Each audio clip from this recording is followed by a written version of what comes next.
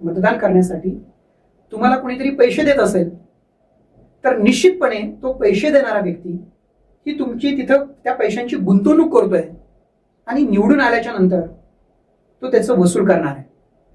तुम्ही शेतामध्ये बी पेरलं तर त्या शेतात पेरलेल्या बियांमधून तुम्हाला अपेक्षा असते की चांगलं उत्पन्न मिळावं. जो व्यक्ती आपल्याला पैसे देणार आहे तो व्यक्ती कधीही आपलं काम करणार नाही, कधी आपला विकास करणार नाहीये, तर तो त्याचा स्वतःचा विकास करेल, त्याचं स्वतःचं घर भरेल, कारण त्याची ती इन्व्हेस्टमेंट आहे, त्याची ती गुंतवणूक आहे. तो व्याजासकट आपल्याकडनं ती परत करणार आहे, आपल्याकडे आपल्या हक्काच्या आलेल्या कामांमधून त्याची वसुली करणार आहे.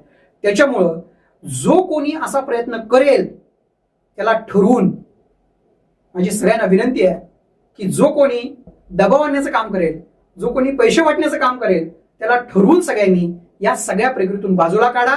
येणारा काळ 100% प्रगतीचा असेल जर तुम्ही अशा पद्धतीने विचार करून मतदान केलं.